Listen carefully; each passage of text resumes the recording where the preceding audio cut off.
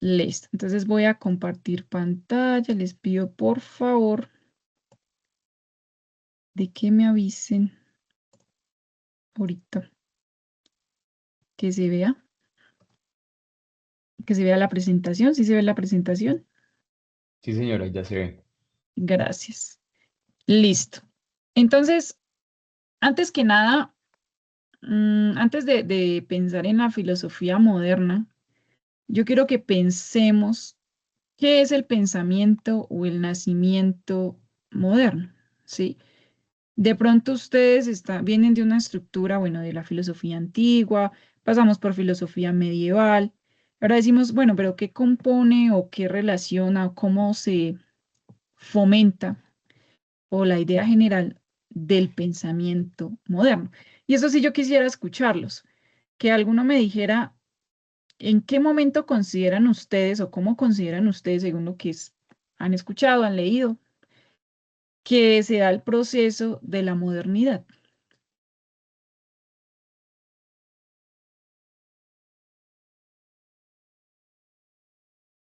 ¿Qué creen ustedes? Profesora, Profe, bueno, Sí, sí, hablaron dos al tiempo. El- no, no, ¿Quiénes iba a decir que hablaron? levantó la mano, bien puede acompañar. Ok, perfecto. Sí, dale, te listo. escucho. Sí, voy a estar Bueno, intentando estar pendiente. Sí, dale. profe, cordial saludo. Bueno, estaba mirando algo que ayer estaba leyendo uno de los textos, están allí, Sí. sobre filosofía moderna. Bueno, inicia con el tema de la reforma. Ujú, Bueno, perdón. No, sí, así es. Inicia con la reforma y termina con la muerte de Hegel. 1831 fueron como los apuntes ujú. que estaba tomando ayer. Bueno, otra Bueno, pero eso cosita. qué. Sí, eso, ¿cómo No, se no, se relaciona, está digamos, diciendo con el... que cómo inicia, profe. Entonces, pues lo que está diciendo era que iniciaba con la reforma. Hay un Sí, punto que me pareció muy importante y te lo digo desde mi parte. Soy cristiano, ¿cierto? Soy ok. cristiano, matado por la filosofía, matado por esa materia, quería que llegara rápido esto.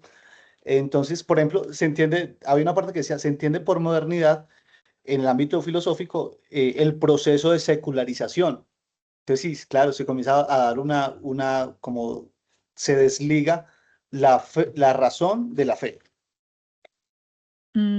Sí, sí, bueno, hasta cierto punto, porque vamos a ver algo, un desarrollo interesante con Descartes, un desarrollo interesante también con Hume, con Locke, más adelante, que es muy interesante lo que tú estás diciendo, porque efectivamente, sí hay una idea de secularización, pero partimos de que ellos todavía conservan esa noción de espiritualidad, aunque lo van a determinar de otra manera, ¿no? Porque Descartes habla de un Dios, de una sustancia que pertenece a, que lo vamos a ir viendo durante el discurso del método, pero sí, digamos, esa es una de las primeras fases. Gracias. ¿Quisieras decir algo más que no se había hablado?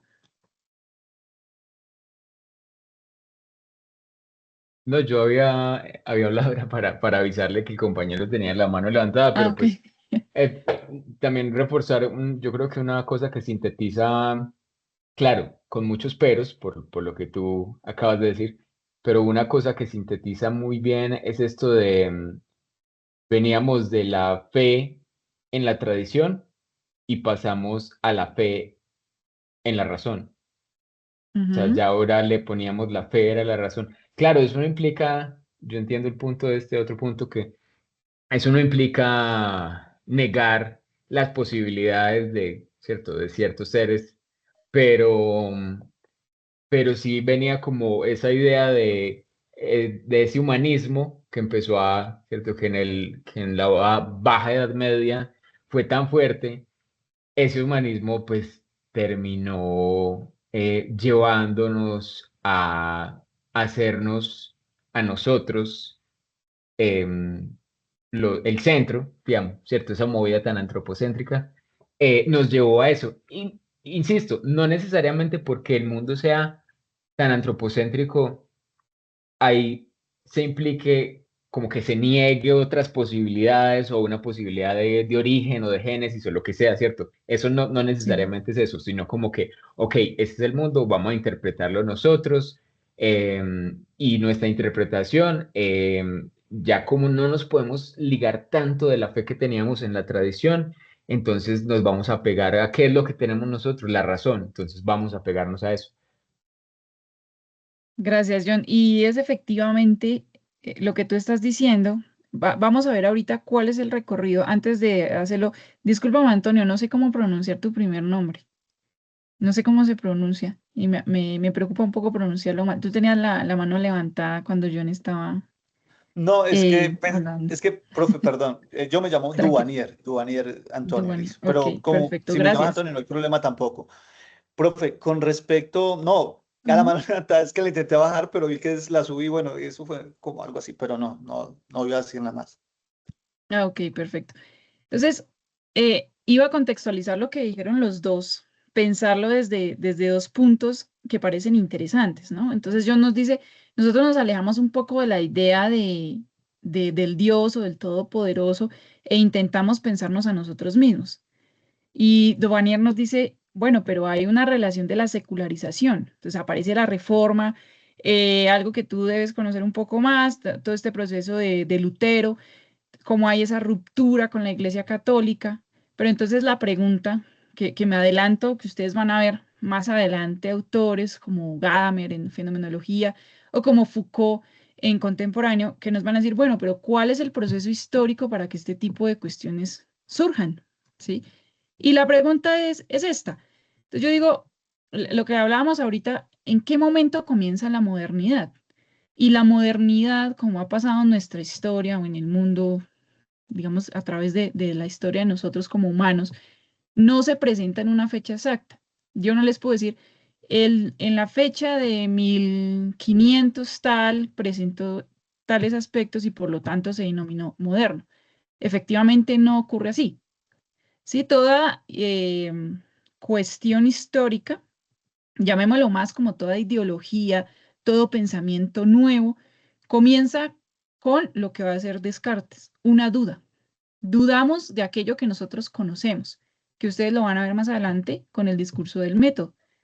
Y va a decir, bueno, si yo estoy acá, pensemos lo que anteriormente se tenía una conciencia de lo ontológico, si vamos a preguntar por el ser, que era lo que estaba diciendo John. Preguntamos por el ser y por la naturaleza y por lo que nos compone dentro de ese espacio. Me pregunto, o se preguntaban ellos, recordemos también en los autores antiguos, por ejemplo, cuál era la existencia o por qué el mundo es como es. Entonces empezamos con el proceso genealógico, ¿no? Porque la Tierra es redonda, bueno, aquí lo van a desarrollar más adelante, porque el Sol está alrededor de nosotros, porque el cielo es azul, etcétera, etcétera. Son preguntas casi relacionadas con el entorno, la naturaleza que nos rodea, pero empieza la pregunta más adelante sobre el siglo XV y siglo XVII, nos están diciendo más o menos sobre esos espacios es donde dicen, bueno, ya nos hemos preguntado por lo que nos rodea, por la naturaleza, en el lugar en el cual vivimos, pero ahora tenemos que preguntarnos sobre nosotros mismos. Y es algo curioso porque pues, todos como humanos, desde que somos niños, nos preguntamos por el quién soy yo, qué soy, para dónde voy, cuál es el sentido mismo de mi existencia. Y eso es lo que están ellos volviendo como a ese principio, yo lo voy a llamar a grandes rasgos, principio original del saber quién es el sujeto que me convierte a mí dentro del mundo. Entonces, em, todo esto es una revolución, la llamaría yo, bueno, o sea, la revolución de todos los aspectos. No es solo filosófico, no es solo científico, que era lo que ustedes hablaban, sino que también va a haber una revolución conjunta del aspecto artístico. Y quiero que tengamos en cuenta esto. Durante la Edad Media, el arte relacionado al arte religioso, la música, incluso todas estas óperas y demás aspectos que se desarrollan tienen una connotación muy interesante. Allí comenzamos a entender, por ejemplo, qué es una soprano, qué es un barítono, ¿sí? Cuáles son los tonos para poder realizar un canto gregoriano. Este tipo de cosas se fundamentan durante la Edad Media, ¿sí? Y estos aspectos nos llevan a ir avanzando más adelante hacia una edad moderna. Es decir, la música y lo digo aquí porque pues yo soy música, la música representa también una estructura matemática. Y esa estructura matemática que se ve, por ejemplo, en un pentagrama, que tiene determinadas variaciones de los silencios, de las notas, de la armonía, etcétera, se va a desarrollar en el ámbito moderno cuando vamos a pensar el mundo, y lo vamos a ver más adelante, a través de simbolismos matemáticos. Y retomamos un poco la idea de la lógica aristotélica que ustedes van a ver más adelante. Entonces, aquí yo tomo uno de los autores fundamentales que nos va a recorrer, digamos, como en esta fase, que es Villoro, y nos dice, hago aquí un parafraseo, Villoro dice, justamente lo moderno puede significar lo nuevo, ¿no? La palabra moderno significa nuevo. Si hacemos una etimología, la palabra es nuevo directamente, pero también es una época, una forma particular de vida, de pensamiento, de conocimiento, de raciocinio. Y la pregunta que yo les hago acá es, ¿qué tuvo que cambiar para que comenzáramos a pensar de otra manera? ¿Qué creen ustedes que ocurría en las mentes de estos personajes, de estas personas que vivían en estos siglos? ¿Qué pasó? ¿Por qué dejaron de pensar en el ser que lo rodea, en el mundo que lo rodea, en el saber descubrir las cosas, por ejemplo, sobre el origen de nosotros mismos, sobre el origen del mundo, para pensar ahora desde la perspectiva del humano? ¿Sí? O sea, ¿qué creen ustedes que generó como esa chispa de la revolución, diría yo? Bueno, sí, es una revolución ideológica.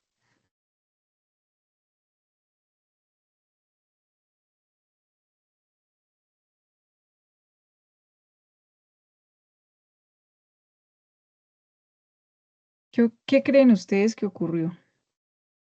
La idea de dejar de Profe, lado el cosmos, sí te escucho. no, perdón, Agustín tiene levantada la mano, ¿cierto? Ok, perfecto. Agustín y Duanier, vamos, los escucho. Profe, pues creo que la levantó primero el compañero Duvanier, ¿es que se llama?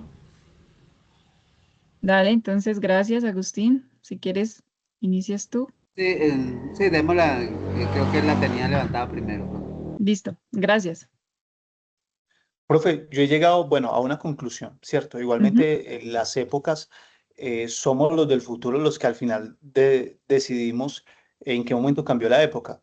Y con alguien en algún momento discutía y decía que, porque se hablaba de la oscura Edad Media, y yo decía que la Edad Media pues fue muy buena, solo que cuando empezó, pues tenía sus momentos oscuros, pero cuando empezó a ser clara, cambiamos de época, y entonces quedó oscura, pero creo que lo que mm, más facilitó esa edad moderna fueron la posibilidad de poderse comunicar. Es decir, una comunicación, como le digo, podían llegar ciertos inventos de forma más rápida y ciertas formas de pensamiento de forma más rápida. Entonces hizo que la gente pues pudiera avanzar un poquito más. Es pues como mi pensamiento. ujú, gracias, Duanier. Agustín.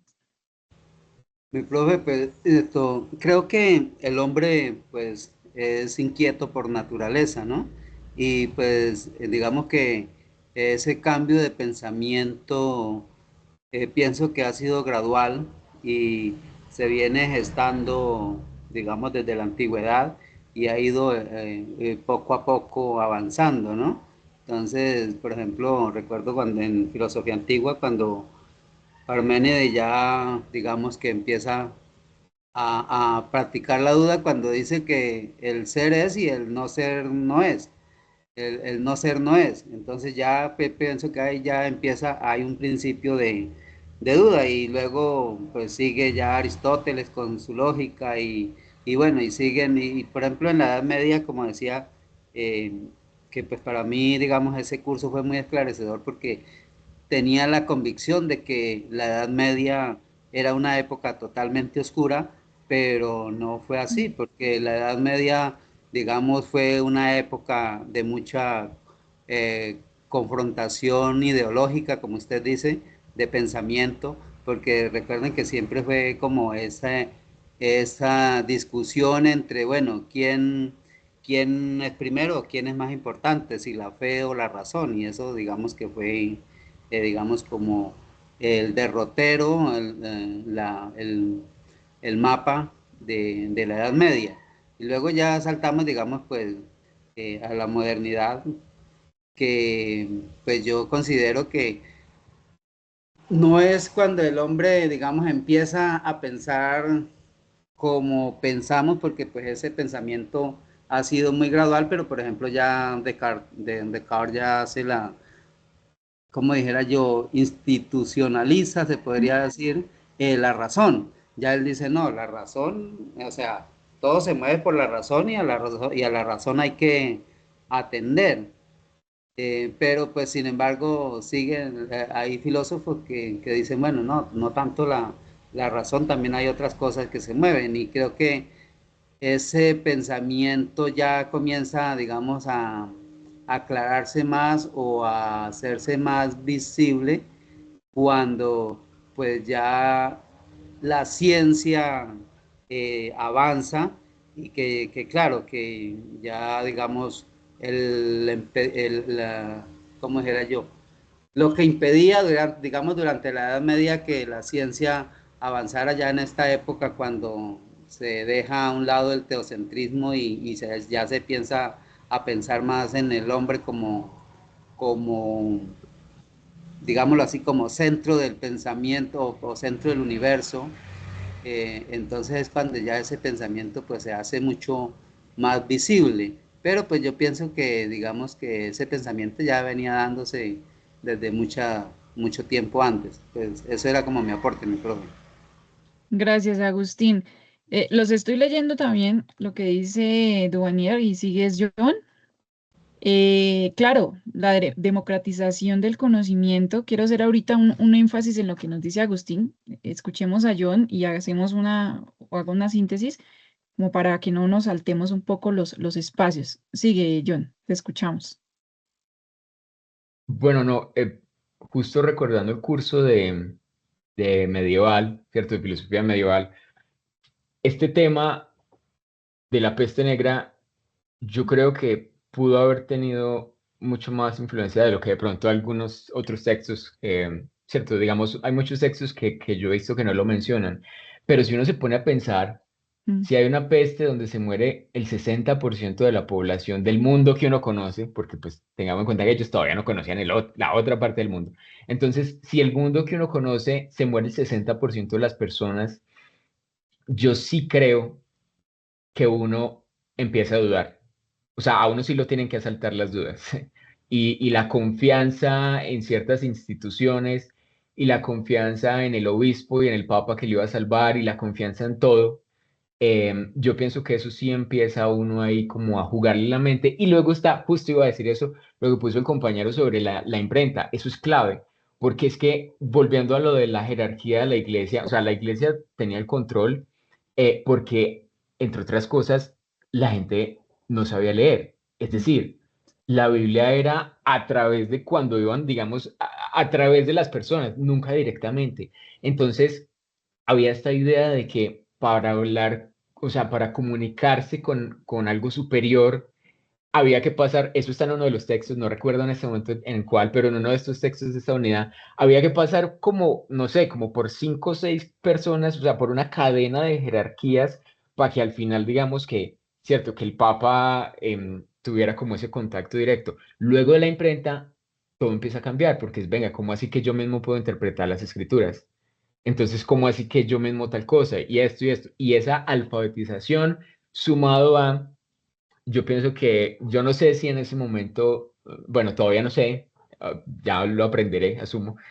Eh, lo voy a decir así porque no encuentro otra la filosofía natural, ¿cierto? O sea, todos esos Ujú. descubrimientos como de la física y de la astronomía y demás, también, por más que no fueran aceptados por, pues, o que algunos de esos descubrimientos no fueran aceptados por lo que era la institucionalidad, no deja de cambiar el hecho de que igual sí deben haber sembrado muchas dudas. O sea, si yo ya vengo con dudas y luego me dicen que aparte de todo, probablemente nuestro sistema es heliocéntrico, o sea, ya eso también me empieza, yo empezaría a pensar, bueno, entonces, si en realidad nosotros no estamos quietos, o sea, ¿qué probabilidad hay de que incluso entonces si es heliocéntrico, porque no puede ser, si el cosmos es heliocéntrico, porque el planeta no puede ser antropocéntrico, por ejemplo, ¿cierto? O sea, ¿por qué no?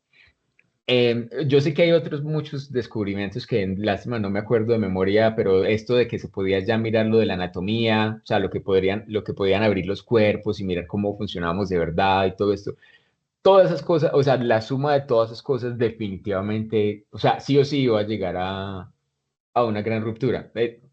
Lenta, por supuesto, no de un día para otro, como ya dijiste, pero iba a llegar en algún momento. Gracias. No, gracias a los tres. Hay una contextualización interesante o un punto frecuente que están hablando los tres. Y es esa idea de, bueno, la ruptura se basa de un momento o se genera de manera paulatina. Y es que en la historia todo es de manera paulatina. Incluso, yo veo que la mayoría somos como contemporáneos, incluso más o menos sobre los años 90, 80, cuando inicia todo el proceso de la Internet, lo pongo así. Bueno, aquí en Colombia, cuando llega sobre los principios del año 2000, nosotros no empezamos a tener Internet inmediatamente, ¿no? Todo fue un proceso paulatino, un proceso de descubrimiento, un proceso de alcance. Primero, por ejemplo, la cuestión de esto de los celulares pequeños. O sea, hago esta comparación para que lo pensemos así. La historia no, como ustedes lo han dicho, no es una ruptura general de algo impresionante, sino son cosas pequeñas que se van acumulando y generando una totalidad. Y algunos de ustedes dijeron, y me parece curioso, ¿no? Porque dice, bueno, nosotros los del futuro, los que estamos más adelante, somos los que determinamos en qué momento se da la época moderna. Porque efectivamente, la gente no va a decir, ah, bueno, estamos en la época moderna. Para ellos es una cotidianidad, una normalidad o un pensar en ese momento. Más adelante nosotros sí vamos a generar esa estructura de la época moderna.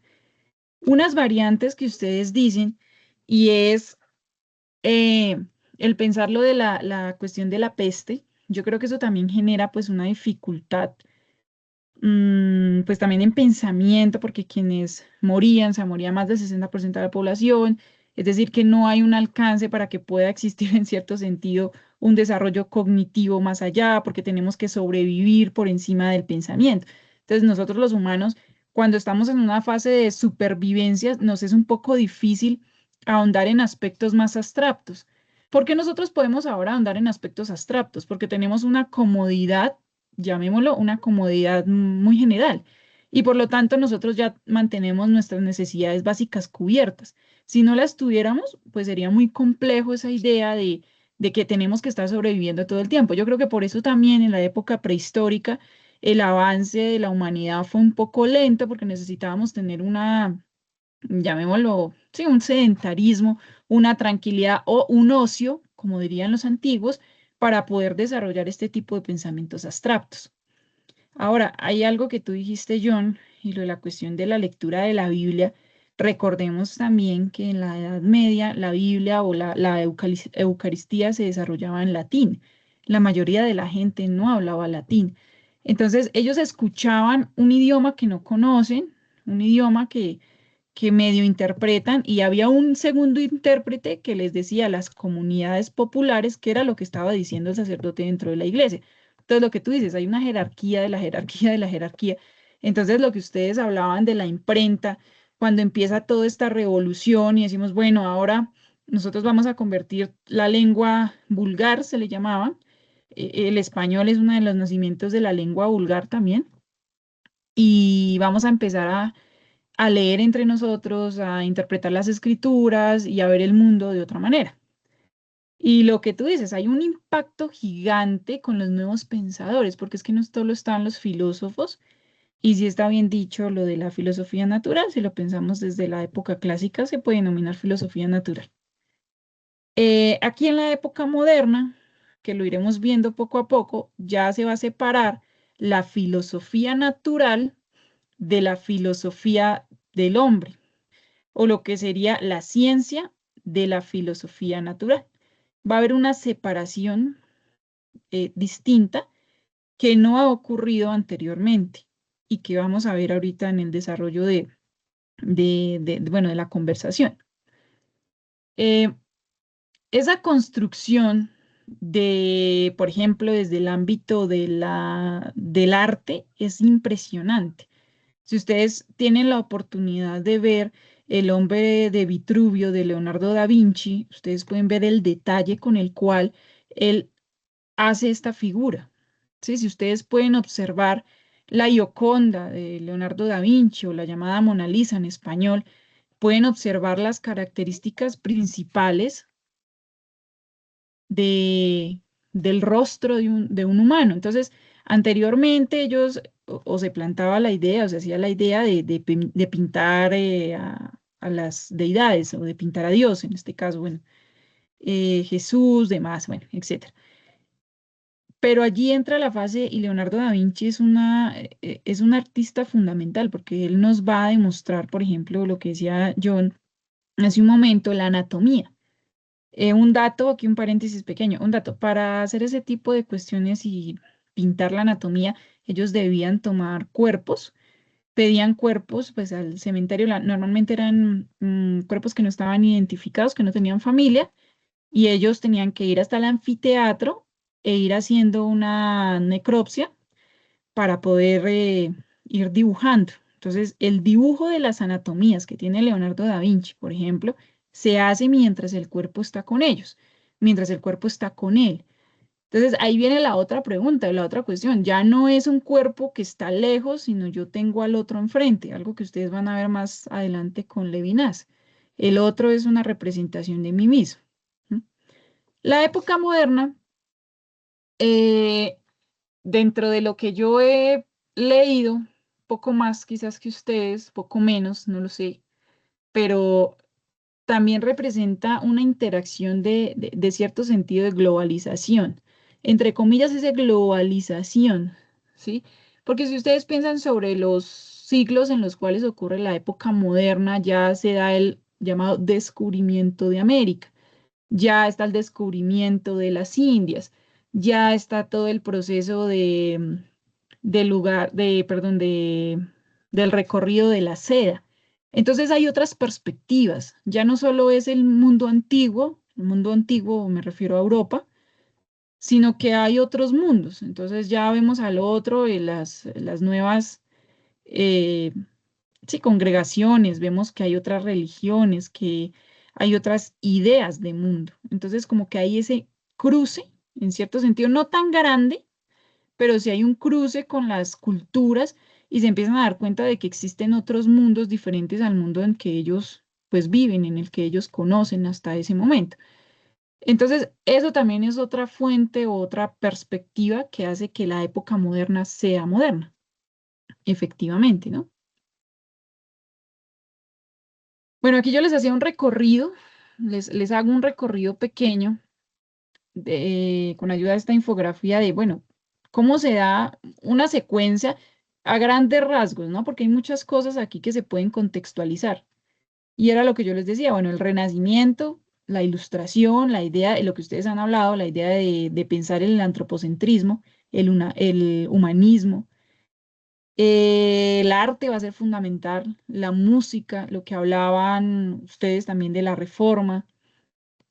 Vamos a cuestionar la autoridad de la iglesia. Yo creo que también una de las fases puede ser esa. Se está muriendo la gente. Ahora, si existe un Dios, ¿por qué se muere la gente? Si existe esto, ¿por qué está sucediendo de esta manera? Entonces yo creo que comienzan a dudar de todo el mundo que conocen hasta ese momento. Aquí lo que yo les digo, los viajes del descubrimiento, el comercio global, hay una idea general distinta de lo que se tenía pensado hasta ese momento. Y algo fundamental que va a ser la revolución científica, que la vamos a ver. El mundo ya no se piensa solo como mundo natural, como dijo John, sino se va a pensar ahora como mundo matemático. Y recordemos a Pitágoras. Pitágoras creía que el mundo estaba desarrollado dentro de un círculo perfecto, o sea, la perfección de la matemática. Si nosotros nos ponemos a pensar, la matemática tiene una resolución y una derivación de diversos aspectos, pero normalmente tiende a ser exacta. Una matemática de números enteros, por lo menos, tiende a ser exacta y busca una respuesta concreta. A diferencia de la filosofía, ustedes no pueden dar un concepto de verdad total, una verdad absoluta. Eso ya que lo van a ver más adelante, sería una falacia de generalización. Yo no puedo argumentar que algo es verdadero desde sí, una concepción totalitaria. Entonces esto hace que haya unas nuevas formas de pensar, o lo que van a ver más adelante con la ilustración en Kant. Kant va a decir, bueno, desarrollamos un pensamiento diferente. Ahora, hay unos matices interesantes porque es que la época moderna recorre muchos contextos. No está solo Descartes. Pasamos del racionalismo, vamos a ir al empirismo y después del empirismo nos vamos a encontrar con Immanuel Kant e Immanuel Kant nos va a decir, bueno, es que el empirismo y el racionalismo también son importantes. Entonces hay un recorrido gigante que va a abrir las puertas al mundo que nosotros conocemos hoy y va a abrir puertas a autores muy interesantes también que van a tomar las bases en Descartes, van a tomar las bases en Kant y van a desarrollar un nuevo pensamiento, como va a ser, por ejemplo, Hegel, como va a ser Spinoza, como va a ser Michel Foucault. Entonces, todas estas perspectivas se abren a un mundo. Y les dejo aquí una idea general. Nosotros conocemos o normalmente estudiamos este tipo de filosofía occidental, pero también, y aspiro y espero que estén viendo filosofía latinoamericana, también va a haber una ruptura diferente aquí en Latinoamérica, una ruptura de ideas distintas, una revolución diferente, ¿no? Entonces, como que los periodos, aunque aquí en Latinoamérica sean unos periodos diferentes, porque pues en estas épocas a nosotros nos están conquistando y arrasando con nuestra cultura, va a haber un avance filosófico también dentro de Latinoamérica. Bueno, esto ya lo tocamos como de manera general, de pronto nos sirve como un recorrido ilustrativo de lo que estamos hablando, porque ustedes ya lo han dicho de manera muy concisa. ¿Sí? Cómo vamos el conocimiento vinculado a la teología, a la filosofía, al ser humano dentro del cosmos, lo que ya hablamos, entonces hay un interés renovado por la naturaleza, nuevas formas de representación del ser humano, etcétera, etcétera. Nos podemos quedar con esta frase de Villoro. Nos dice, bueno, no es una ruptura absoluta, es una transformación. El pensamiento antiguo y el nuevo coexisten. La nueva mentalidad adquiere fuerza. Les hago una pregunta. ¿Por qué ustedes creen que no hay una ruptura absoluta? Su compañero dijo, empieza el proceso de la reforma y la secularización, perdón, pero esa secularización no genera una ruptura absoluta. Aún así hay una transformación. ¿Por qué se da esa generación de pensamiento? ¿Por qué no dejamos de lado lo que ya vivimos? Porque como ustedes hablaban, listo, ahora dudamos de todo en cuanto a todo, nos va a decir Descartes. Pero yo, aunque dude de todo, necesito tener parte de algo. ¿Qué pasa con el pensamiento en ese proceso?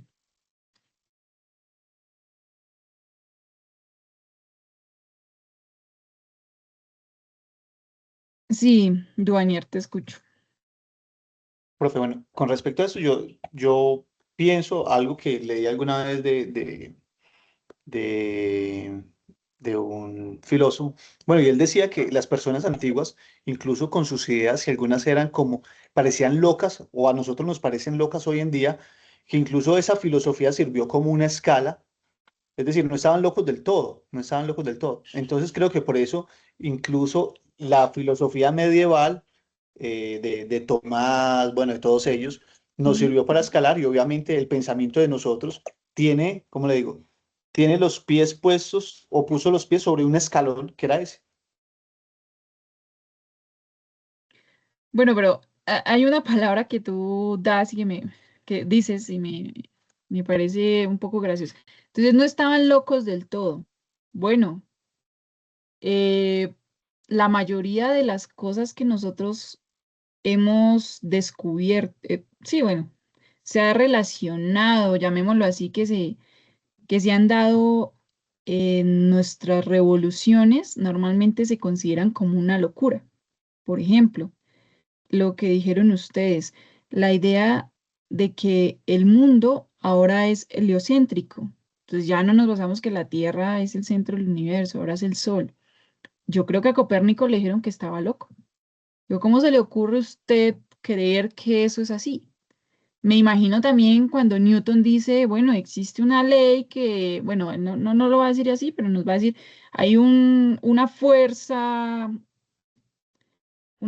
que intenta destruir en cierto sentido, bueno, que nos mantiene en la Tierra. Él lo va a llamar, bueno, la ley de la gravedad, ¿no? Pero Newton, en su momento, alguna vez leía yo una pequeña biografía de Newton y a él lo denominaron también como un loco.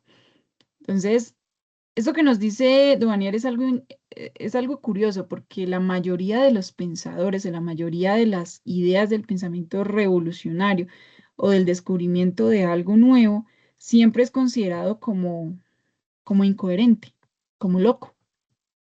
No sé si ustedes han tenido la oportunidad de ver esta película, em, El viaje al futuro. ¿Alguno ha tenido la oportunidad de ver la película El viaje al futuro? ¿Alguna de las, creo que son 3 películas? Sí, claro. Clásicos. Sí. Y uno dice, esa cuando nosotros lo vimos cuando éramos niños o bueno, cuando éramos más pequeños, y bueno, es imposible, ¿sí? Incluso el autor de esta película nos muestra una relación curiosa porque habla de teléfonos inteligentes. Yo recuerdo en la última película, en la tercera, cuando van al futuro y hay un chico que está viendo televisión y al mismo tiempo puede ver diferentes programas en un mismo televisor. Mi yo niña decía, no, eso es imposible. Entonces decimos, hay una locura dentro de la coherencia del mundo. Sí, Duvalier, te escuchamos. Profe, no, es que estos días pienso mucho en esa película, la verdad. Debería pensar en otras cosas, pero salgo pensando en una película que de verdad sí es una locura. La chaqueta que se adapta, pero estaba pensando mucho en ese televisor que podía haber Sí. muchos canales al mismo tiempo, porque esos días me descubrí haciéndolo. Me descubrí viendo una cosa y viendo otra cosa en el celular y otra cosa estaba haciendo en el computador. Pues no es que sea lo más óptimo, pero creo que Sí. al fin y al cabo nos vendieron la idea muy bien vendida. Efectivamente, entonces la idea general acá, o lo que yo les digo, o hago este ejemplo, es para que pensemos que las épocas históricas, también son el producto de aquellos a quienes alguna vez fueron considerados locos. Vicente Van Gogh, que es uno de los em, representantes del surrealismo, no conoció en vida una obra suya vendida realmente. Quien vende sus obras es en un aspecto póstumo, si no estoy mal, es su hermana. Y él se consideraba una persona totalmente loca. Van Gogh se paraba en los prados, normalmente allá hay pues como flores amarillas y demás, se paraban los prados a observar el terreno y le decía a los demás que yo estoy pintando en este momento, estoy haciendo en este momento, que lo van a ver ustedes más adelante con Schopenhauer, que va a decir, vamos, estoy en el ámbito de lo sublime, estoy aquí impactado y estoy viendo el arte, aunque el arte no lo estoy dibujando, que el arte no existe en materia física, pero sí en materia mental. Entonces Van Gogh es denominado un loco. Ahora veamos quién es Van Gogh actualmente, ¿no? Entonces todas estas cuestiones es lo que se desarrolla pues dentro de la filosofía moderna, dentro de las épocas, en este caso de la época moderna, que va a constituir y construir el pensamiento pues que nosotros tenemos, lo que ustedes mismos dicen, estamos parados sobre él. Yo les traigo un fragmento, no sé si alguno quisiera leerlo, me ayudara un poquito, ese pequeño fragmento.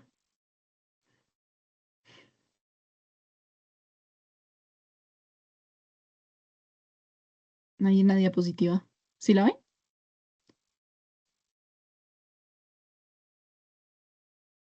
Sí, profe, si quiere lo leo. Gracias, sí. Del mundo medieval al Renacimiento. El mundo es limitado y tiene un centro. Dentro de esta arquitectura, cada cosa tiene asignado un sitio. Hay órdenes en el ser, cada ente tiende a ocupar su lugar natural. En el mundo sublunar rigen leyes diferentes a las del mundo celeste, pues en el cielo habitan cuerpos de una inteligencia sutil que, por otra parte, duran en sus revoluciones la eternidad. Gracias. Esto es de Villoro, el pensamiento moderno en la filosofía del razonamiento. Bueno, la página 3. ¿Qué significa esto que estamos leyendo acá? Hagamos un proceso hermenéutico. Vamos a desmenuzar un poquito el texto. No vamos a irnos tan profundamente, pero desmenucémoslo un poco. ¿Qué nos quiere decir Villoro en este aspecto?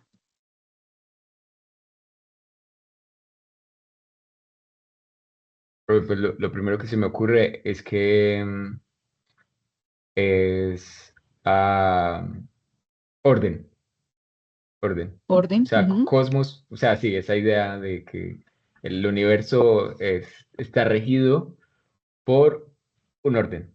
Probablemente ese orden tiene jerarquías y demás, pero lo más importante es que hay orden. Gracias, John. Efectivamente. Villoro nos está diciendo, está pensando el cosmos desde otra perspectiva que se pensaba el cosmos. Ustedes que ya vieron hace poco, creo que lo tienen fresco, el mundo de la filosofía medieval. ¿Cómo se denomina el cosmos en la filosofía medieval? O bueno, llamémoslo en la filosofía, no, en la época medieval.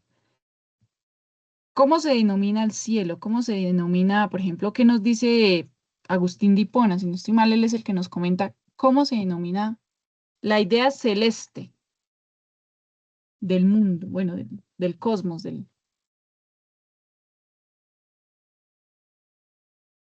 ¿qué se acuerdan?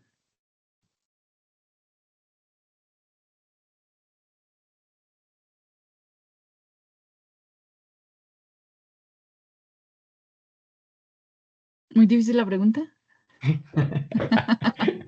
¿Qué pasó? No se asusten, no se asusten. Se quedan callados. El mundo en la época medieval está relacionado por el todo, ¿sí? ¿Qué es el mundo? ¿Qué es, bueno, el mundo llamaría yo, cuando yo hablo de mundo en época medieval me refiero a todo el componente celestial, o sea, todo lo celeste, toda la arquitectura de la astronomía. ¿Mm? Hay un orden, claro, está la Tierra, pero recordemos que la Tierra es el centro del universo. ¿Por qué es el centro del universo la Tierra en la época medieval? ¿Qué significa eso? Y eso sí me lo puede responder, se me olvida tu nombre, me lo puede responder Duvanier con la interpretación de la Biblia. ¿Qué dice la Biblia con relación a que, bueno, pues no lo dice directamente, que La la Tierra es el centro del universo, pero interpretación porque, ajá, medieval, sí. Bueno, que porque era el centro, por eso vino Jesucristo a la tierra, ¿cierto? Pues él mismo nos puso como el centro como de toda su creación. claro, y hay una cuestión que en el Génesis habla, les hago una apelación de ello. El Génesis nos dice, bueno, es que Dios creó primero la tierra y luego crea lo que está alrededor. Entonces, en la época medieval también es esa visión, la visión de la Biblia en la cual la tierra está dada o se presenta como un principio general. Entonces, por eso en la época medieval, si nosotros somos importantes, y esto va a ser porque los humanos somos muy egocéntricos, pero si nosotros somos la base fundamental del universo, entonces por eso Jesucristo viene y por eso existe una idea de salvación, ¿no? Entonces, todas estas relaciones con la época medieval nos lleva a pensar a Villoro. Entonces, lo que ustedes decían, bueno, nos vamos a pensar qué ocurre. Entonces, aquí va a haber el giro copernicano. Y Villoro ya empieza a hablar en esa perspectiva. Villoro no dice, bueno, solo se da una organización, sino que él dice, ocupa un lugar natural. Hay algo que ya está, el universo se condiciona a sí mismo, se mantiene en un orden. Nosotros ya se conocemos ahora que es eh, por bueno, la gravitación. ¿Cómo es que se llama esto? Se me olvidó ahora, se me olvidó en este momento. Bueno, que hay una energía, una fuerza que mantiene a todos los planetas girando, gravitando alrededor, porque cada una de las fuerzas que ejercen sobre ellos hace que no choquen, ni que se alejen. ¿Sí? Es como si fuera un imán. Entonces, ese imán mantiene gravitando los cuerpos celestes en determinados movimientos, dependiendo pues también del centro del eje que se represente, por lo menos en la Vía Láctea o en el universo que nosotros conocemos. No sé cómo serán las estructuras gravitacionales de otros tipos de universos o fuera de esta galaxia. Entonces, esto es lo que nos dice Villoro, ¿sí? Entonces hay una idea general, como nos decía John, una organización distinta de lo que pasaba en la época medieval. Y aquí viene el fragmento, la fuerza del Renacimiento. Entonces, nosotros tenemos un mundo heredado. ¿Cuál es el origen del cosmos? ¿Cuál es el origen del nacimiento del mundo? Copérnico nos va a decir, bueno, el Sol está alrededor, perdón, está en el centro y los planetas están alrededor del Sol. Y esto yo lo puedo comprobar y yo lo puedo demostrar. La época moderna también es una de las fases fundamentales para la demostración. Sin demostración y sin el método científico, entonces, en este momento de la modernidad, no seríamos absolutamente nada. La matemática, y bueno, aquí les voy a poner un ejemplo para que pensemos el mundo matemáticamente. Si yo les digo a ustedes, vamos a ver correr un caballo. Supongamos que todos estamos en un estadio y vemos al caballo correr.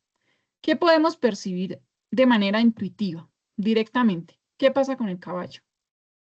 Tiene que correr no sé, de bueno, un espacio largo, para no meternos más allá. ¿Qué ocurriría? ¿Qué me podrían decir ustedes en ese momento? ¿Qué ven en el caballo?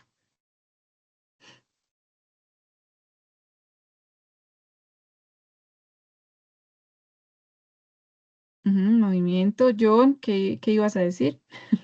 No, también iba a decir movimiento. Movimiento. Listo. Hay un movimiento. Más allá del movimiento, ahora pensémoslo matemáticamente. ¿Qué ocurre con el caballo matemáticamente? Se desplaza sobre un eje. Se desplaza sobre un eje, primero. Segundo, ¿qué más pasa? ¿Qué más hay? Distancia. O Distancia. sea, tiempo y distancia. Tiempo, distancia, aceleración. No es lo mismo decir el caballo va rápido del punto A al punto B que el caballo recorre una trayectoria. Muy bien, Brandon, gracias. Recorre una trayectoria. Ahora, es diferente decir, este caballo llegó muy rápido, a decir, este caballo corre a 30 kilómetros por hora, 40 kilómetros por hora. Cuando nosotros vemos el mundo de manera matemática, y yo hablo de matemática general, utilizando pues las fuentes fundamentales de la idea de la matemática, ¿no? A veces nosotros pensamos que matemática es solo aritmética, pero no, la matemática también está pues en sí misma en la química, en la física, en la astronomía y demás ciencias, ¿sí? Llamémoslo las ciencias exactas. Cuando ocurre este proceso, nosotros no solo estamos pensando en lo que vemos, en lo que escuchamos o en lo que sentimos, sino que ahora vamos a demostrar.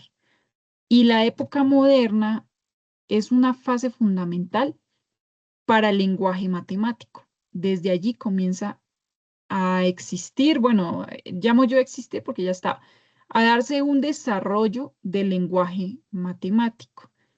Entonces, hay pensadores muy importantes como Newton.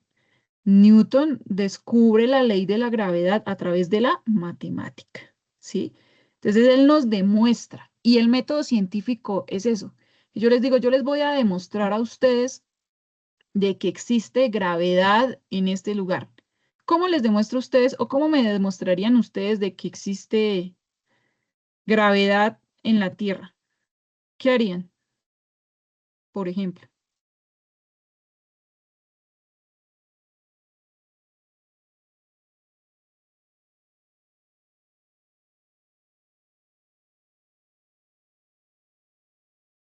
Objetos cayendo, muy bien, Dwayne, sí, efectivamente.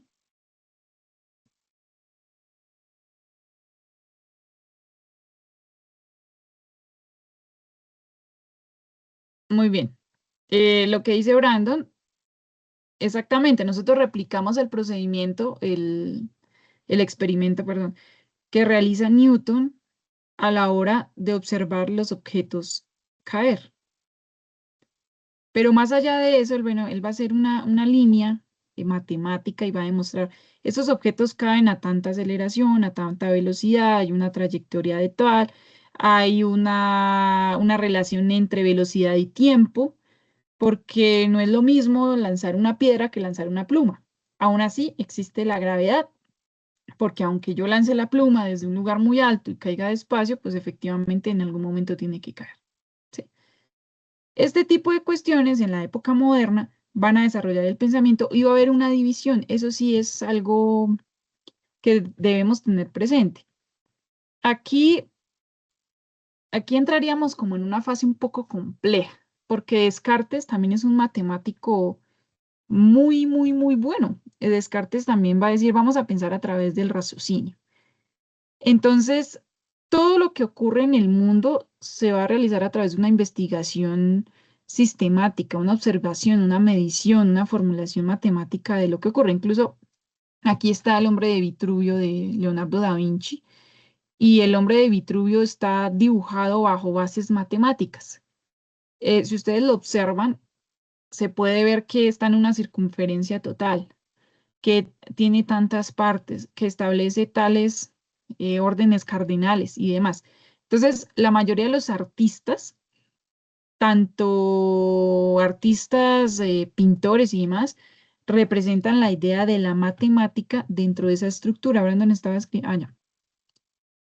Entonces, va a ser un poco la separación en esa época y vamos a entrar pues más adelante a lo que es Descartes.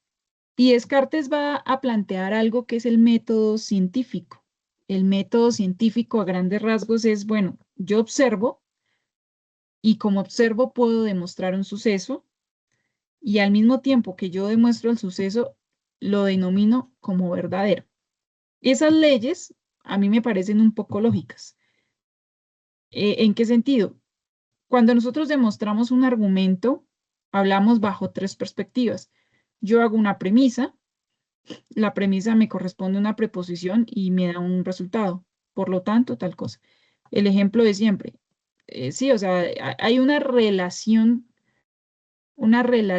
formal que nos determina una respuesta.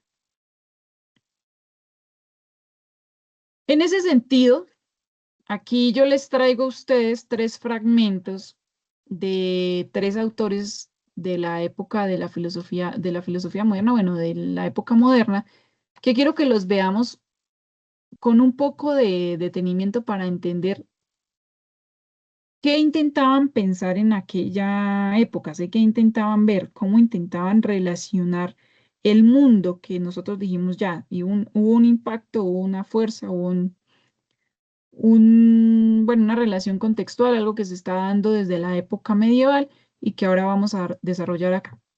¿Quién me ayuda a leer el de Nicolás Copérnico? Por favor, tres personas, son tres fragmentos. Nicolás Copérnico, el primero, de la izquierda.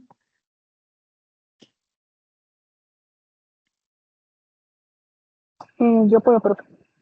Dale, gracias.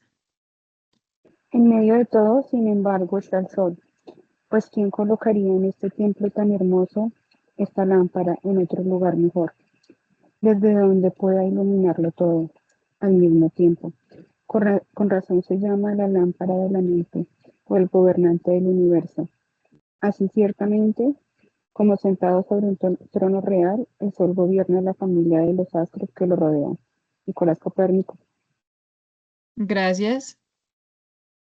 ¿Qué significa eso que nos está diciendo Copérnico acá? ¿Qué pueden intuir ustedes o interpretar de esa lectura de Copérnico?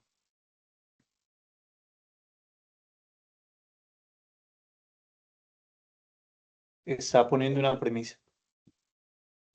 Sí, una premisa, pero que si nosotros leemos esto, ¿cómo lo podemos entender? Más allá de que el Sol es el centro del universo, de acá nos dice, ¿no? gobierna el universo. Parece un poco que, si ustedes lo leyeran así de la nada, ¿cómo le sonaría? ¿Un texto filosófico, literario, científico, Poético. poético? ¿Y por qué creen que Copérnico escribe de esta manera?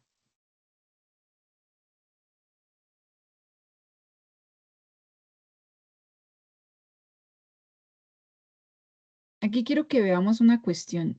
Estos filósofos, a pesar de que estamos entrando en la época de la secularización, mantienen la idea de que existe un ser superior, independientemente de que esté en un proceso de modernización y de que Copérnico es una persona que está desarrollando la idea del centro del Sol en el centro del universo a través de la matemática. Pero si ustedes lo leen, él le da ese carácter metafórico. El Sol gobierna la familia de los astros que lo rodean. Suena muy bonito, suena muy poético, muy metafórico. ¿Por qué lo está haciendo? Porque la mayoría de estos autores, incluido Descartes, van a tener una noción de Dios. No se alejan totalmente de la filosofía medieval, no se alejan totalmente de la noción de un Dios, que lo van a interpretar de diferentes maneras, efectivamente, pero mantienen como esa noción o esa relación con la religión que alguna vez estuvo tan estrecha con los científicos de la época medieval, porque hubieron muchísimos científicos de la época medieval que también estudiaban los astros y todos estos aspectos. Entonces, esa relación, Copérnico nos da aquí como una interpretación de quién colocaría en este templo tan hermoso esta lámpara en otro lugar mejor desde donde pueda iluminarlo todo al mismo tiempo. Eh, esa frase, esa pregunta, ¿de dónde creen que la saca? ¿Qué está insinuando aquí Copérnico en ese pensamiento? Pero tal vez estaba tratando de, pues digo yo, no sé, pero tal vez Sí, estaba sí, tratando de hacer una síntesis, ¿cierto? Una síntesis entre que, sí, lo que tú hablaste ahorita, entre la idea de que no necesariamente porque descubramos que el sol está en el centro, quiere decir que no fue ese mismo Dios que pensábamos antes, o sea, nuestro, digamos, el Dios que él pensaba que era el de él ujú, en ese momento, el que hizo eso. O sea, precisamente por eso de quién colocaría en ese templo tan hermoso, o sea, como quién más poderoso o más sabio o más potente ujú. que un Dios que es capaz de poner el sol en el centro, porque cuando uno ya lo estudia, pues es lo más lógico. Eso me parece muy lindo. Ahora, sí me parece un toque como curioso y seguro que por eso todo este tipo de cosas pues, no eran tan fáciles en esa época por lo de después, porque dice, eh, con razón se le llama la lámpara, la mente o el gobernante del universo. Y luego al final dice, el sol gobierna la familia de los astros que lo rodean. Entonces ahí me pierdo en lo siguiente. O la síntesis que dije al principio, o, no, tres cosas. O es la síntesis, o dos, está diciendo que Dios es el sol. O sea, que el Dios de ese, o sea, que su Dios es el sol, o que el sol es un Dios, no su Dios, sino un Dios. Pues digo yo podría interpretarla de las tres formas sin problema alguno. Efectivamente. ¿Y qué es lo que pasa con este tipo de textos? Bueno, aquí hay una cuestión que rompe un poco lo que dice John.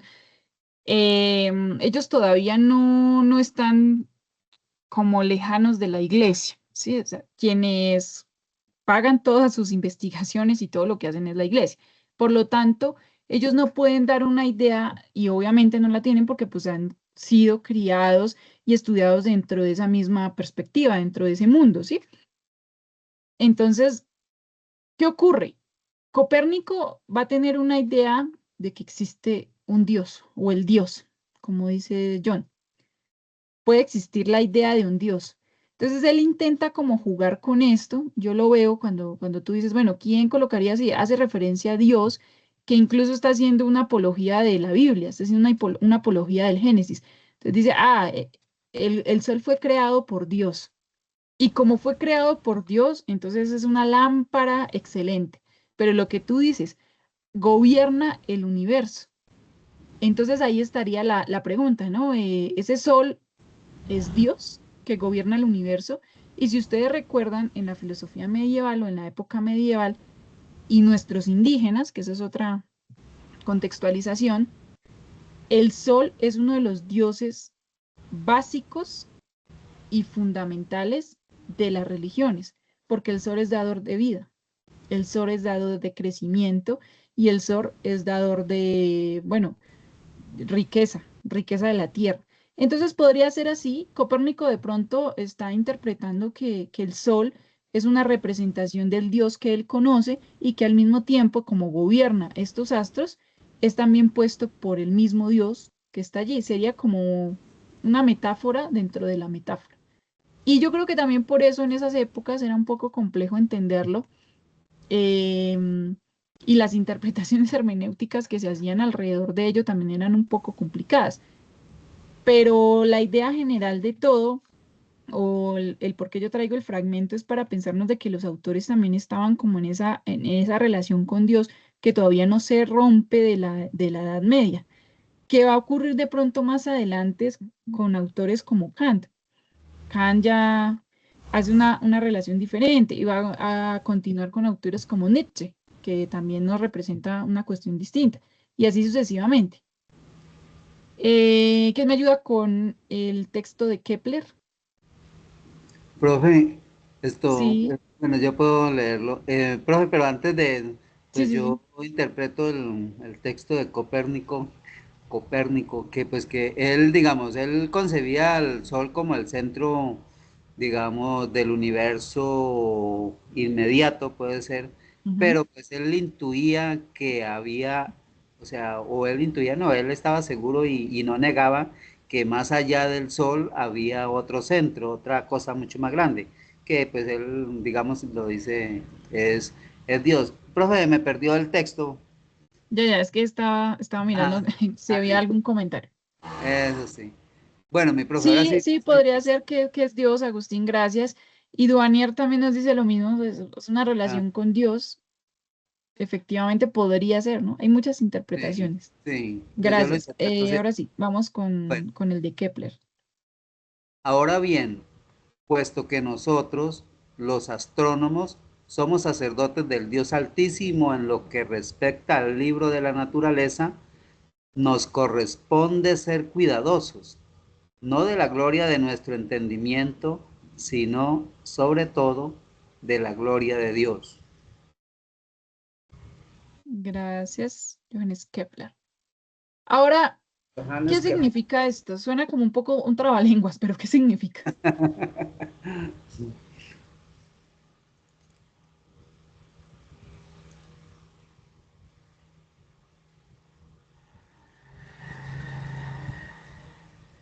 O sea, primero que todo, profe, pues Kepler Sí. no está negando la, la existencia de Dios, ¿no?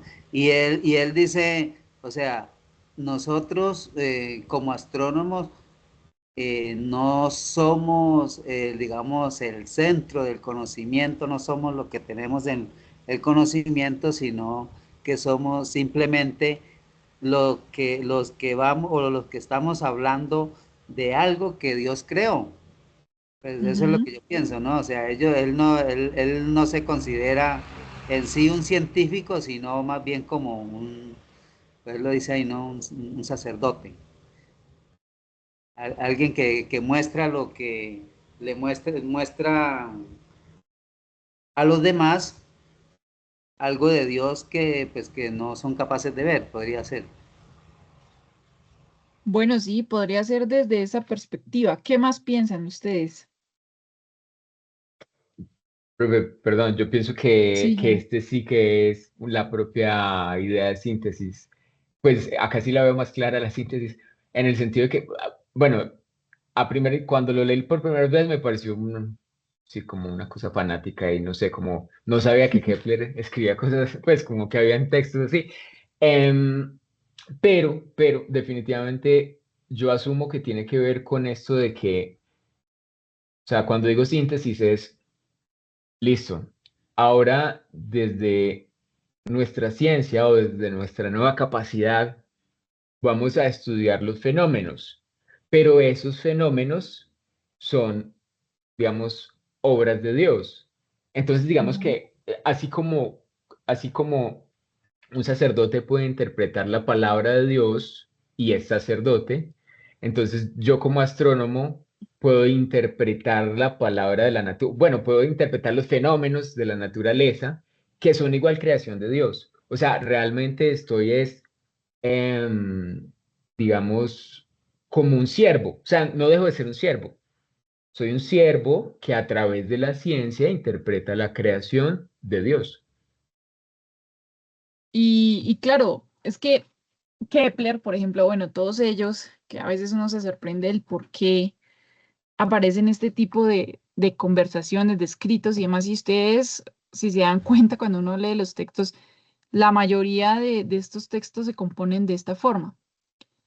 Lo que ustedes dicen, hay una relación directa. Entonces, Kepler no puede abandonar a Dios, no puede abandonar la idea de Dios, no puede abandonar porque pues ellos viven o crecen o se desarrollan dentro de un mundo que todavía es, bueno, todavía se relaciona con la idea del Dios Altísimo.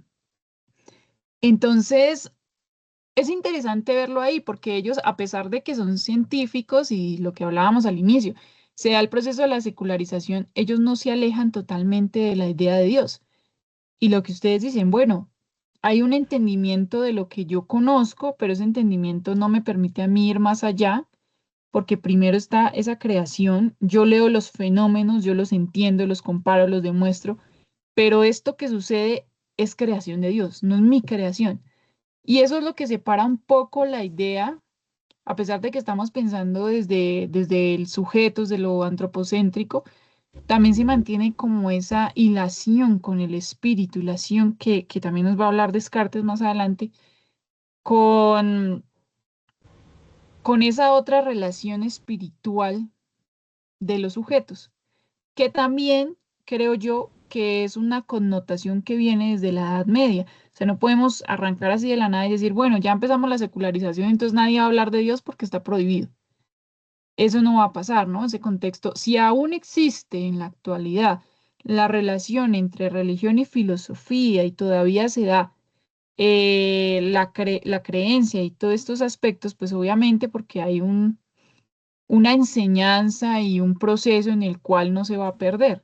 Entonces, por lo tanto, también ellos nacen, bueno, crecen en ese espacio, pero que también es algo interesante de ver y que en cierto sentido los ayuda a ellos a ver que también son solo humanos y que su capacidad de humano no les permite ir más allá de lo que quizás no puedan conocer. Gracias a los que participaron y a los que estaban escribiendo. Bueno, nos falta una de Galileo Galilei. ¿Quién la lee? Que esta sí es directamente de la filosofía.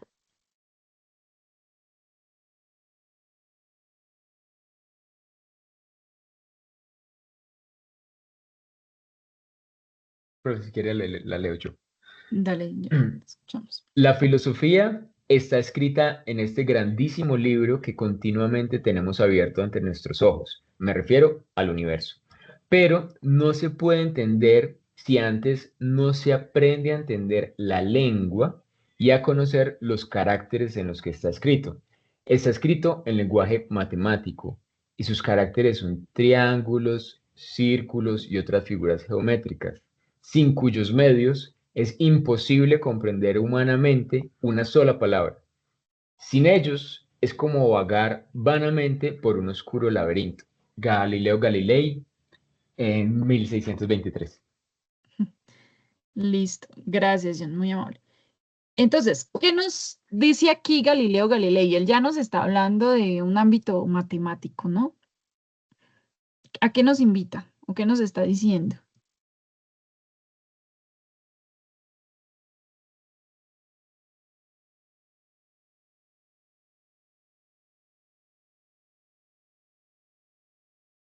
Pero no, pues Ujú. básicamente la matemática, no, pues digamos ese sí está muy claro, pero es, o sea, el universo está escrito en lenguaje matemático, por lo tanto, digamos, si lo queremos entender, pues sí o sí, ¿qué tenemos que aprender? Pues de ese lenguaje.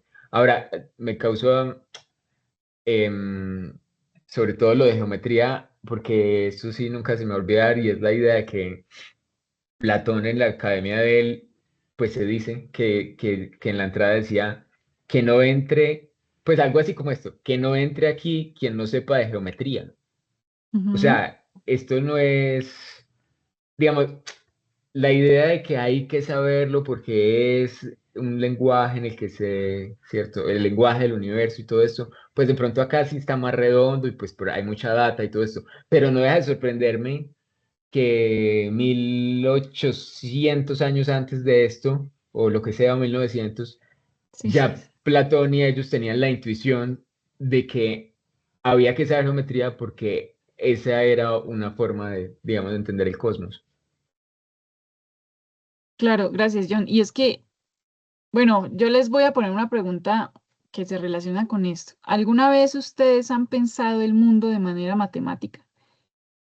¿Cómo vivimos nosotros en nuestra actualidad con un mundo matemático? ¿Qué no existiría en el mundo si nosotros no viviéramos de manera matemática? Un ejemplo o dos o tres ejemplos grandes. Profe, bueno, dos Sí. cositas. La primera es que lo que dice este señor es cosa de, pues, de locos, muy tesos. Eso es estilo Ujú, Matrix, ¿cierto? ujú. Es decir, si no entiendes la matemática, no entiendes el mundo. Me sentí por un momento analfabeta por completo. Analfabeta. Bueno, obviamente hoy el mundo se compone de ceros y unos, Ujú. Mundo computación, binario, sí. geolocalización, teléfonos, bueno, no, nada de eso existiría. Claro, y hay una base fundamental para nuestra propia existencia que no estaría dada en este instante si no hubiésemos desarrollado la matemática, y son las medicinas. Las medicinas también tienen un aspecto matemático, una resolución, porque la química también es matemática. Y gracias al desarrollo de la química, nosotros tenemos muchas medicinas. Podemos hacer un proceso de bioquímica. Y recuerden, o no sé si ustedes recuerdan de pronto del bachillerato, cuando nosotros hacíamos la descomposición de los carbonos, del nitrógeno, cuántas partes tenía una molécula, etcétera, etcétera. Entonces, todo esto se relaciona con la idea de la matemática. Entonces, lo que dicen ustedes y lo que decía John, la geometría también es fundamental. Y aunque el lenguaje matemático también nos demuestra que, bueno, no se puede basar la vida solo en el lenguaje geométrico, pues, matemático, porque nosotros también somos seres emocionales y humanos y demás aspectos que lo vamos a ver más adelante con el empirismo, pero sí es algo fundamental, incluso la idea del dinero no existiría. Eh, los computadores, los celulares no podrían existir, la medicina. Entonces, Galileo nos dice, debemos entender ese lenguaje matemático. Yo no sé si ustedes han tenido la oportunidad de conocer a una persona, a un matemático real. Yo tengo la suerte que en mi familia hay un matemático y cuando nosotros vemos el mundo, esta es una perspectiva que a mí me sorprende, cuando nosotros vemos el mundo, por ejemplo, un paisaje, nosotros ¿qué observamos? Las montañas, los árboles, quizás se siente tranquilidad, se siente paz, quizás observamos los animales. A mí alguna vez me dijo esta persona, me dijo, ¿qué observas? Tal, y me dijo, yo observo una parábola. Hay una parábola entre esta parte y esta parte, hay un ángulo recto. Si nosotros nos damos cuenta, tiene que haber un punto que genere la gravitación y bueno, me hablaba de cuestiones de física. Entonces, si yo lo traigo a colación acá con lo de Galileo, decimos, pues sí, efectivamente el mundo es matemática como lo que dijo Duvanier, la Matrix. El mundo se desarrolla dentro del aspecto matemático. Y no está de más decir que los antiguos ya lo sabían. Pitágoras, Platón, ellos ya tenían conocimiento de que la matemática era una de las primeras o los primeros lenguajes que deberían ser entendidos. Lo que pasa es que a nosotros, tristemente, en nuestra educación básica nos han enseñado prácticamente la matemática aritmética, el cálculo, pero no nos han enseñado para qué sirven ese tipo de cuestiones. ¿Para qué sirve, por ejemplo, el método de Arquímedes? ¿Para qué sirve en realidad la hipotenusa? ¿Sí?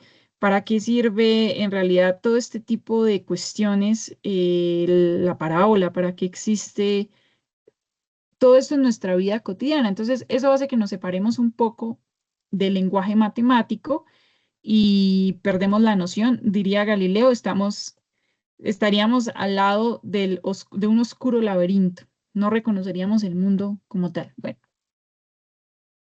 eh, aquí yo les traía otro fragmento, está un poco largo, pero bueno, si quieren leerlo, lo van leyendo mientras lo digo así como más a grandes rasgos, como para no demorarnos tanto, ¿no? ¿Qué sucede aquí cuando Villoro nos está hablando de la ciencia natural moderna? Hay una ruptura, hay una especie de una estructura, bueno, digámoslo así, cósmica y social.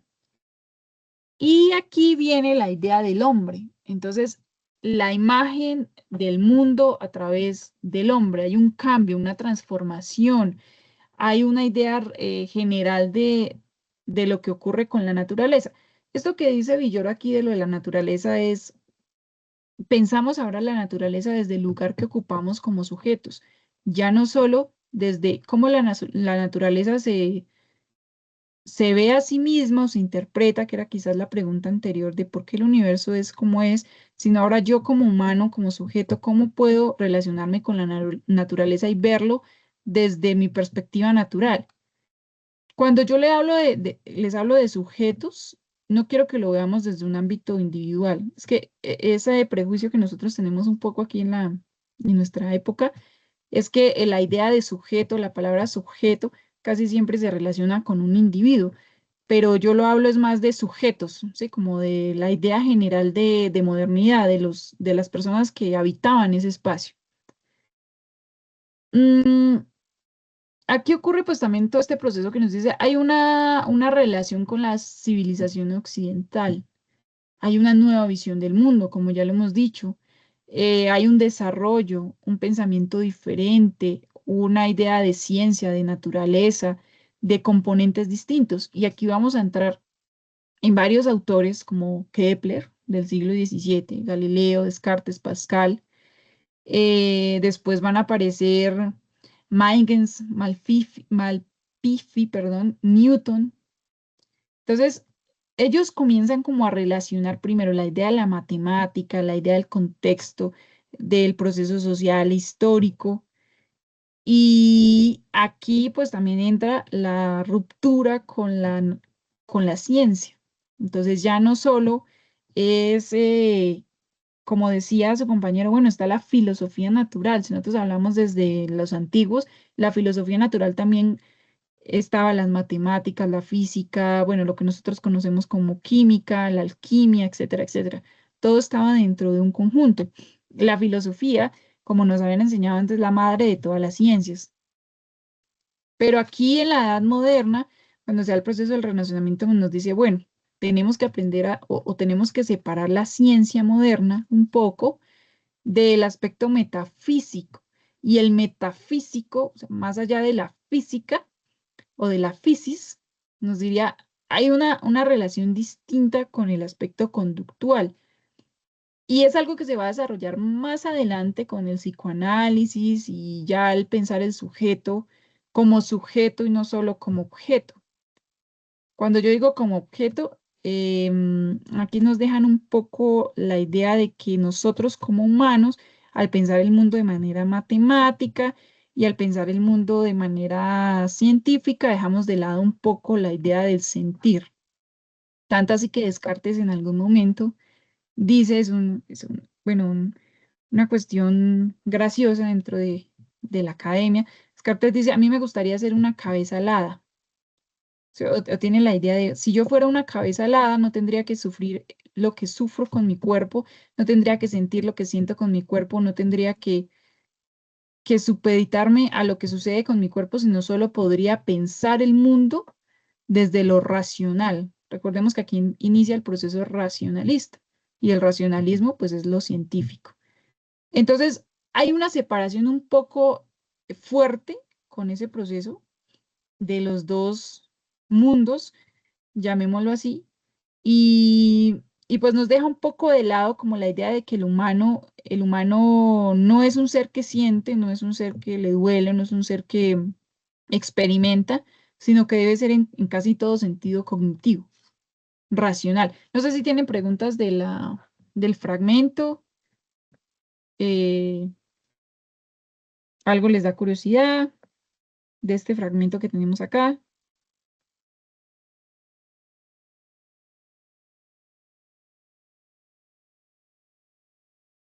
Nada, todo en orden. Se me toca volverme para acá para verlos porque no los veo. Listo, no hay ninguna pregunta, ¿no? Con respecto a ese fragmento. Listo. Entonces, vamos a ir al problema del conocimiento en la filosofía moderna. Aquí ya entramos más con la filosofía moderna. Antes de entrar a filosofía moderna, ustedes hablaron un poquito, si no estoy mal, Agustín me dijo Descartes o en su idioma original Descartes. Eh, ¿Qué conocen ustedes de Descartes? ¿Quién era? ¿Quién era René Descartes? ¿Quién nos habló?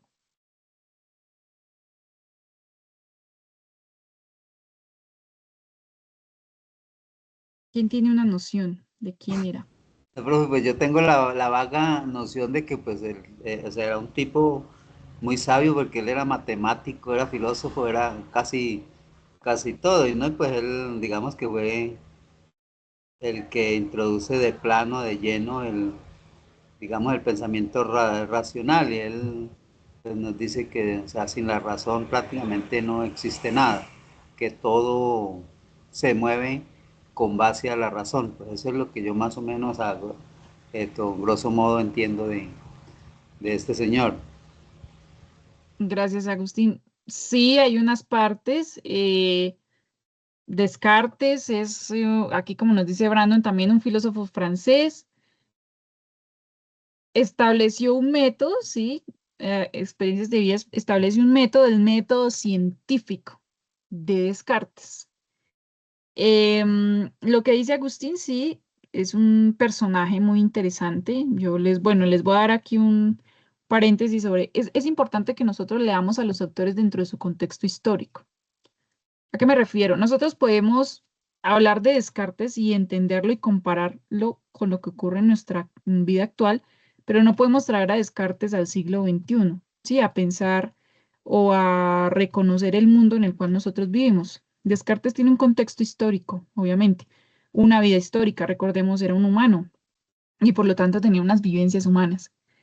Descartes en su vida cotidiana tendía a ser un poco enfermizo.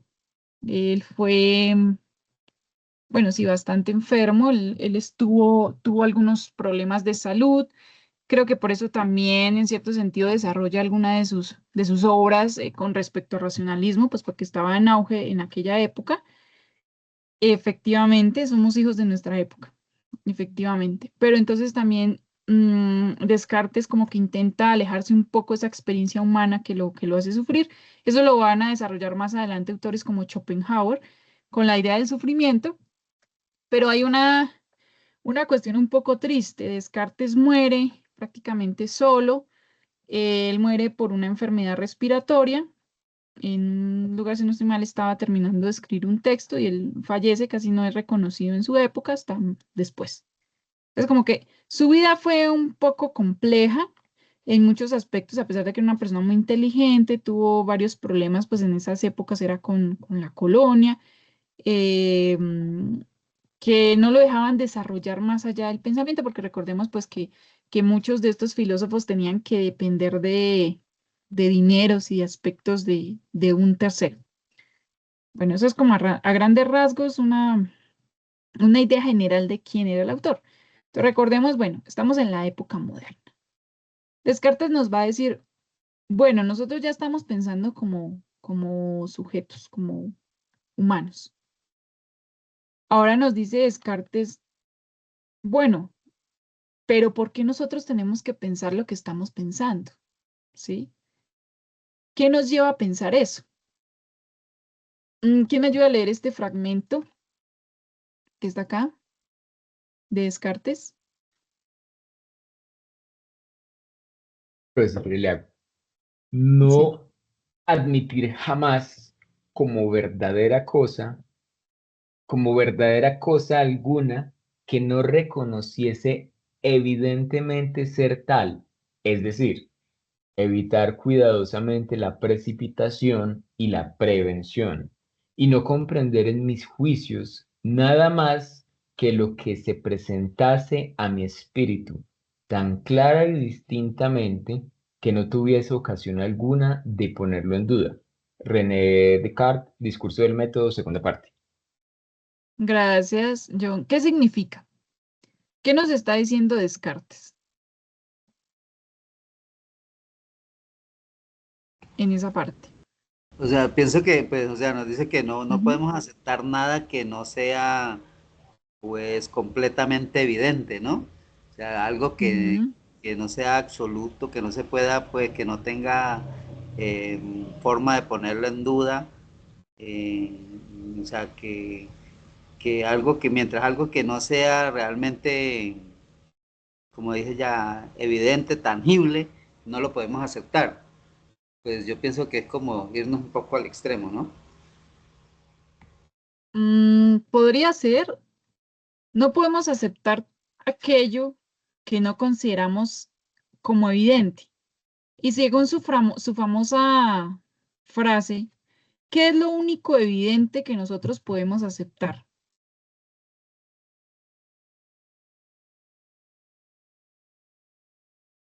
¿Qué creen ustedes? ¿Qué es lo único evidente como humanos que nosotros podemos aceptar? Que existimos, o Que si nos existe. vamos antes, que pensamos, sí. Efectivamente, la famosa frase de Descartes que a veces la gente la dice sin pensar. Pienso, luego existo. Descartes crea una paradoja en la cual él quiere dudar de todo aquello en cuanto ha sido construido. ¿Por qué? Porque durante esa época, aquí como está en la parte derecha, nos dice, vivían en un orden establecido. Había una estructura, una sociedad que tenía jerarquías, una tradición religiosa, una tradición filosófica, una autoridad. Incluso él vive dentro de una monarquía, hay una jerarquía. Todo está establecido. Pero entonces Descartes dice, ¿y si aquello que yo creo o aquello que creemos conocer no es como debería ser de esa manera, y si tiene otra forma de ser, ¿cómo podemos saber de que eso tiene una certeza? Entonces Descartes genera la paradoja, recordemos que él habla mucho pues de la lógica, genera dicha paradoja, y la paradoja es ¿cuál? Si yo, incluso cuando yo intento negar de que existo, mientras yo intento negarlo, pues ya estoy pensando. Y por lo tanto, ya tengo que asumir que el sujeto que piensa, pues existe. Sí, independientemente de lo que yo haga, el mismo hecho de que yo ya piense en que no soy, ya me hace ser en ese instante. Y aquí va a venir también una paradoja que Descartes va a desarrollar más adelante, y es la idea de Dios. Si yo intento negar a Dios, ya genero una idea de que existe, porque lo estoy negando, ¿no? Si no lo niego y lo pienso, aún así ya existe. Entonces, esa paradoja en Descartes nos da la única percepción y la única certeza absoluta o axiomática de que el ser humano es porque piensa. Por eso, él va a hacer o va a hacer un énfasis gigante en la relación de el pensamiento o la razón. Hay una transición del sujeto. Es el sujeto que conoce, el que da, ¿sí? ¿Y no les parece algo interesante? Si nosotros dudáramos, pensémoslo ahora en la vida actual, si nosotros dudáramos de todo lo que existe, ¿cómo haríamos para saber bueno, de todo lo que conocemos, cómo haríamos para saber nosotros de que lo que conocemos es una certeza? ¿Qué piensan ustedes?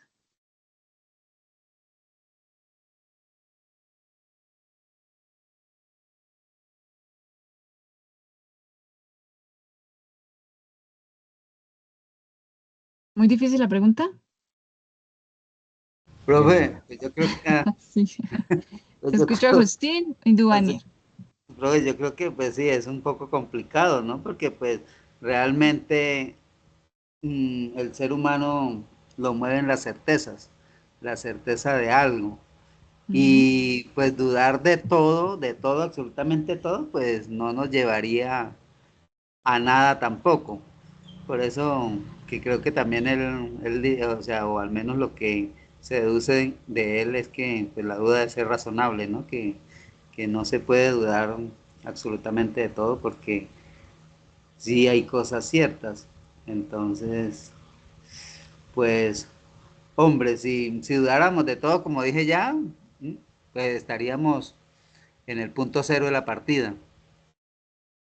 Podría ser, Agustín, sí. Tiene una relación. Te escuchamos, Duvanier. Sí, no, lo que pensaba es en cuanto a que muchas de de nuestras certezas, ¿cierto? Igualmente la mayoría de que escogimos filosofía comenzamos a dudar de todo, pero muchas de nuestras certezas, porque como dudamos de todo, sin embargo siempre va a haber algo que nos ancle, ¿cierto? Incluso eso que nos ancla es un sesgo, porque la mayoría de certezas son sesgos. Y, y eso que tú hablas del sesgo, bueno, es algo que van a ver de pronto en Gadamer, pero esa noción, claro, nosotros dudamos de todo, pero nos mantiene o nos cobija una certeza pequeña. Y decía Agustín, bueno, no podemos dudar de todo porque quedamos en la nada, quedamos en ceros. Descartes dice, efectivamente, debe haber una duda razonable, una certeza. ¿Cuál es la primera certeza? Que yo existo y que yo pienso. Y por lo tanto, desde esa partida de la razón, del pensar, puedo empezar a dudar. Hay una acotación, una analogía que les quiero dar aquí, que me recordé a mi profesor de Descartes de la universidad. Recuerdo que él iniciaba la clase diciendo, bueno, ¿qué pasaría si todo esto que nosotros estamos viviendo fuera producto de un genio maligno, va a decir Descartes, de un genio maligno que nos está implementando esta idea de que nosotros estamos aquí en clase, de que nosotros somos o nos relacionamos acá? ¿Cómo podemos no dudar de ello? Entonces, ¿qué creerían ustedes? ¿Cómo podemos no dudar de ello, de que estamos aquí en este momento? Y la respuesta pues es la que nos está dando Descartes, ¿no? ¿Cuál sería en ese caso? Estamos pensando, Estamos pensando y por lo tanto pues estamos existiendo en el espacio porque ya pensamos, ¿no? Entonces, esa relación, aunque lo del genio maligno es un desarrollo mucho mayor, ¿no? Yo lo llevo allá a acontecimientos un poco más causales. Esa relación de Descartes de la duda va a tener un recorrido del racionalismo, del pensamiento, de la duda, de la pregunta, que pues abre el campo a la filosofía y a la filosofía moderna y que va a impactar pues dentro de todos los ámbitos generales de la filosofía. Yo les quise traer aquí a ustedes en el idioma original de Descartes los textos. Bueno, eso sí le recomiendo. Hay una riqueza un poco distinta cuando nosotros leemos a los autores en el idioma original, bien sea francés, alemán, español, inglés. Hay una riqueza de los conceptos diferente. Yo les recomiendo estudiar un segundo idioma para enriquecer también sus características, sus procesos filosóficos. Eso ya es un consejo distinto porque pues no es lo mismo leer un autor alemán en alemán que leer la traducción en español, ¿sí? Les quise traer aquí, lo voy a leer en español. La primera, yo soy, yo existo, es necesariamente verdadero cada vez que lo pronuncio, lo concibo en mi espíritu. Lo que estamos diciendo, Descartes dice, listo, dentro de sus meditaciones necesariamente es verdadero, lo pronuncio, lo concibo dentro del espíritu, el espíritu que soy yo. Y la famosa frase es, je pense that je suis, yo pienso, luego existo, de Descartes, ¿sí? El conocimiento empieza a ser interpretado desde el sujeto que conoce, del sujeto que es, desde el sujeto que reconoce el mundo, más allá que el cosmos o el proceso ontológico que se tenía anteriormente. Y ya para estar cerrando, les traigo aquí pues una relación de Villoro también. Me gustaría si alguno me ayudara a leer este fragmento, que dice, el pensamiento moderno se inicia.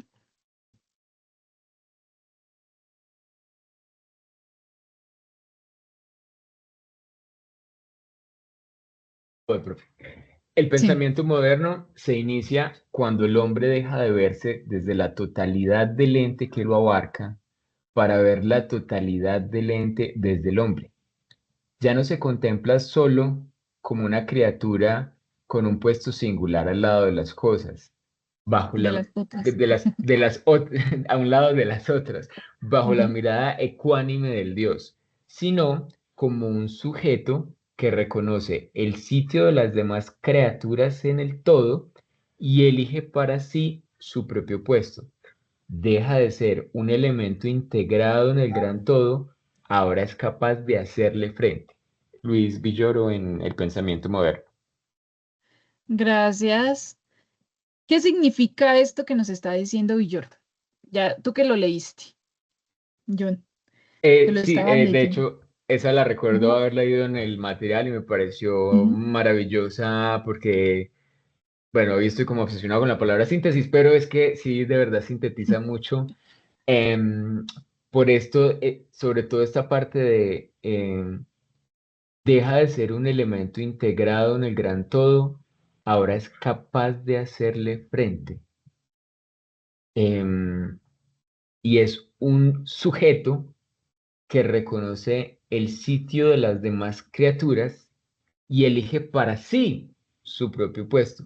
Esa me parece que es clave, es como ahora hay una autonomía del pensamiento que nos permite no solo estudiarnos a nosotros mismos, sino ubicarnos a nosotros frente a otros seres y ponernos o sea, ponernos en categorías, en jerarquías, en lo que sea. Yo, hay una palabra ahí, yo siento que es libertad, o bueno, digamos autonomía, pero me Ujú. gusta más libertad. Es como nos liberamos y ahora nos podemos pensar a nosotros mismos. Claro, gracias, John. ¿Alguno más quisiera decir algo antes de intervenir? Que está interesante la interpretación.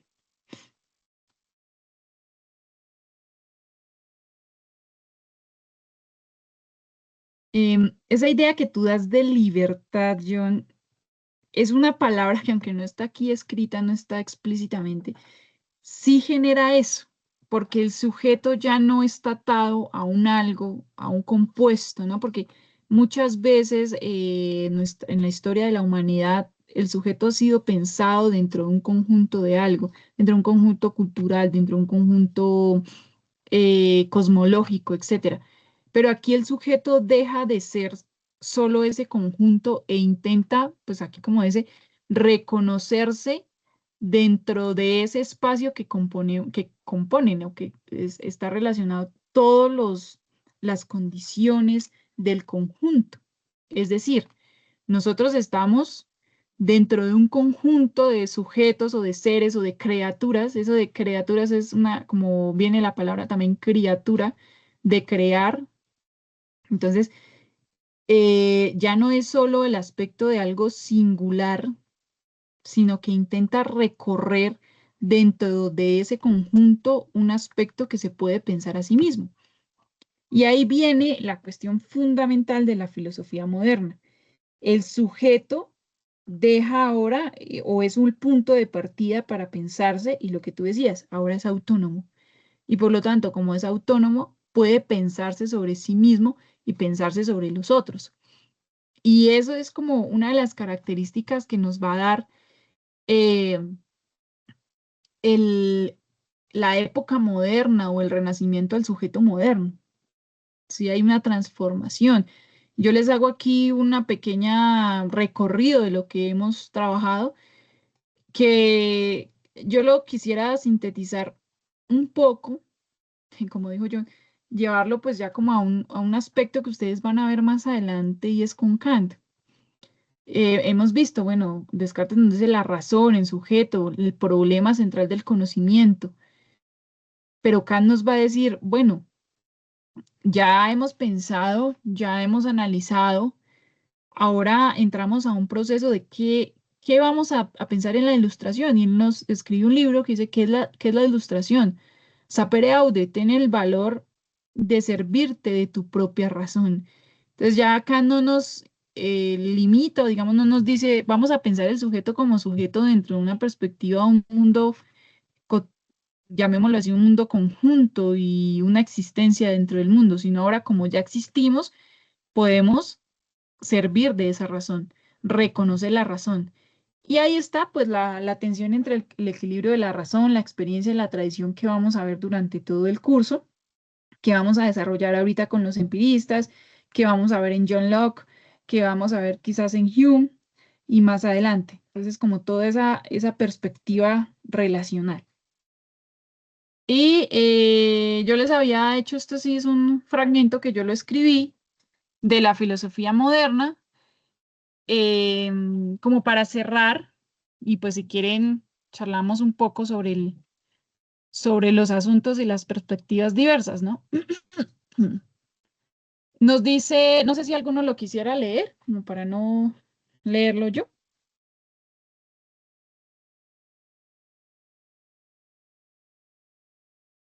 Y aquí ya estaríamos finalizando este proceso.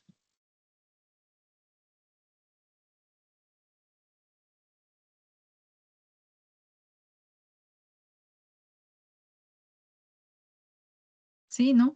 Yo puedo leerlo, profe. Gracias. La filosofía moderna no aparece de manera repentina ni puede reducirse a la obra de un solo autor. Su surgimiento está relacionado con una profunda transformación de la manera en que el ser humano comprende su relación con el mundo. El Renacimiento modifica la imagen del hombre.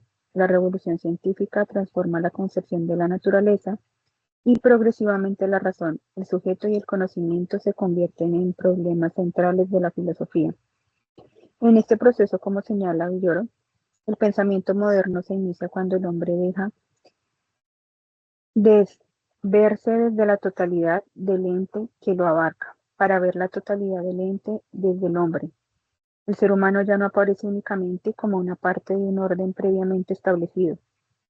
Comienza a reconocerse como sujeto, capaz de reconocer, transformar y también cuestionar aquello que recibe como verdadero. Esta transformación no significa que la tradición, la religión o las formas anteriores de conocimiento desaparezcan. Significa que comienzan a ser sometidas a nuevas preguntas. ¿Qué podemos conocer? ¿Qué podemos distinguir? ¿Cómo podemos distinguir la verdad del error? ¿Qué autoridad debe tener la razón? ¿Podemos confiar en nuestros sentidos? ¿Desde dónde construimos nuestro conocimiento? Es precisamente en este horizonte donde aparece Descartes, después de recorrer distintas tradiciones, autores y formas de conocimiento. Decide no aceptar simplemente una opinión por el hecho de haber sido recibida. En el discurso del método afirma: no podía elegir a nadie cuyas opiniones me parecieran que debían ser preferidas a las de los demás, y me encontré como obligado a emprender por mí mismo la tarea de conducirme. Pero si debemos conducir nuestro propio pensamiento, ¿cómo sabemos que aquello que pensamos es verdadero? Gracias. Y bueno, y cerramos ahí con esa pregunta. ¿Cómo sabemos que aquello que pensamos es verdadero?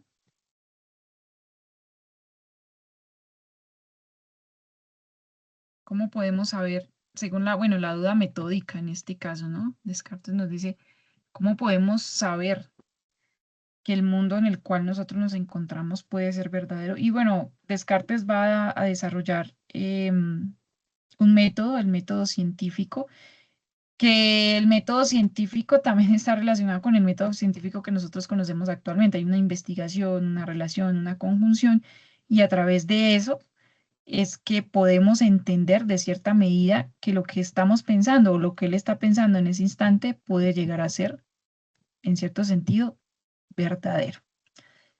Quisiera saber si alguno tiene preguntas. Sí, Daniel, ¿ibas a hablar? Sí, bueno, pensaba en el texto, ¿cierto? Porque pues al final terminas hablando de Descartes y con una Ujú, pregunta filosófica, valga la redundancia aquí, filosofía, eh, ¿cómo sabemos, cierto? Porque elegimos pensarnos, pero ¿cómo sabemos que lo que pensamos, cierto? Porque él dice como, no, ujú. no hay una opinión de alguien que pudiera sobreponerse por otra, Sí, sí, ¿cierto? sí, qué Y terapia. entonces elegí pensar, es decir, algo así como, elegí y me encontré como obligado a emprender por mí mismo la tarea de conducirme. Me parece pues Ujú. muy tensa. Y no sé si usted alguna vez ha escuchado la teoría del gran cerebro, en el cual se dice, es decir, puede que los demás no existan, es decir, puede que solamente usted exista y esté pensando el resto de cosas. Al Sí, sí, final, sí, sí. sí, al final eso no lo sabremos, ¿cierto? Llegaríamos a una conclusión que eso no lo sabremos, pero lo que sí sabemos es que sí existimos. Sí, efectivamente, hay muchas cosas ahí. La única certeza que se tiene, y como dice Descartes, es que existimos en sí mismos. Pero el problema que tú pones, no sabemos si nosotros somos o estamos creando un mundo paralelo o incluso, bueno, actualmente lo llaman más que haya un proceso de la Matrix y, bueno, diferentes perspectivas. Pero es verdad, o sea, llegamos a una certeza, intenta Descartes pensar, bueno, ¿cómo reconocemos esa verdad de aquello que nosotros estamos diciendo? Y bueno, en la siguiente sesión lo vamos a abarcar un poquito, no para buscar la verdad de las cosas, pero sí para pensarnos esa idea de verdad, cómo llegar a una certeza, a un axioma, a una idea, ya con la premisa de que nosotros existimos y por lo tanto pues podemos pensar bajo esa perspectiva de la existencia y del pensamiento. Y bueno, esa sería como la estructura fundamental y lo que nosotros hemos recorrido del pensamiento y de los inicios de la filosofía moderna. No sé si alguno tenga alguna pregunta relacionada la tarea o con otra cuestión o con alguno de los foros. Profe, yo Profe, tengo un... Ah, no, no, perdón, no, hágale, compañero. no, yo, qué pena, es que yo puse en un foro, se había puesto algo Sí, en italiano, pues, yo lo busqué en español y lo puse, pero no era con el fin de pronto de solucionarle la vida a ellos así de sí. forma tajante, porque después se me mandó un mensajito y entendí de pronto cuál era el final de eso. Le ruego me disculpe, profe. Ok, sí, sí, creo que sí lo he visto, no te preocupes, sí, si no hay ningún inconveniente. Sí, John, ¿qué ibas a decir? Y luego Agustín. Iba a preguntar que yo no sé si hay un consenso ya muy aterrizado, o si no, cuál es el consenso que vamos a manejar en el curso de, ya sabemos que esto es una transición, pero si fuéramos a decir fechas, ¿qué vamos a manejar en el curso sobre cuándo empezó y cuándo termina, eh, digamos, la época de la filosofía moderna? Bueno, en ese caso tendríamos bueno, si es que no hay un consenso general, yo creo, bueno, en filosofía normalmente casi siempre lo ponemos es por autores, ¿no? Descartes sería como uno de los principales de filosofía moderna, porque pues los otros ya los consideramos es como pensadores de la época moderna. Entonces yo les hablaba de Galileo Galilei, de Da Vinci y demás, que para mi perspectiva podrían ser filósofos, pero ellos son considerados como pensadores. Descartes sería como el inicio, y eso es más o menos sobre 1500 aproximadamente, por aquí está, que no me acuerdo. Y ya comienza, o sea, la terminación estaría prácticamente con Kant. Pero hay una cuestión de la época moderna, John, y es que la época moderna en algunos la conocen, por ejemplo, ¿dónde está eso? Que nosotros todavía estamos en la época moderna. Entonces eso también sería, mira, 1596 más o menos iniciaría con René Descartes como el pensamiento de la filosofía moderna. Tenemos que revisar también en Villoro cómo lo representa él Y la finalización, porque, por ejemplo, uno de los últimos autores que todavía se trabaja en Seminario de Filosofía Moderna es Hegel. Y tú sabes que Hegel es del siglo XX, igual que Spinoza. Entonces sí hay como una transición grande, diría yo, que se puede abarcar de lo de la filosofía moderna. Pero en el curso nosotros vamos a trabajar más o menos las fechas o los autores entre lo que es Descartes e Immanuel Kant. Más o menos estamos como en esa relación. Listo, profe, perfecto, muchas gracias. Dale. Agustín, ¿qué vas a decir? No, mi profe, no, disculpe, no, tal vez se me había encendido por error el micrófono. Ah, ok, tranquilo. Una cuestión de pronto que ustedes no, bueno, antes de nada vamos aquí a finalizar la reunión, pues para que los compañeros no, los que están de pronto en la grabación, antes que nada agradecerles por el espacio, por el diálogo, por las preguntas, por los avances, por toda la discusión que tuvimos aquí alrededor. Y me gusta más el ejercicio filosófico de esta manera y bueno, muchísimas gracias por esos comentarios y demás aspectos. Voy a detener la grabación. A usted, profe, gracias por su tiempo. Dale, Jessica.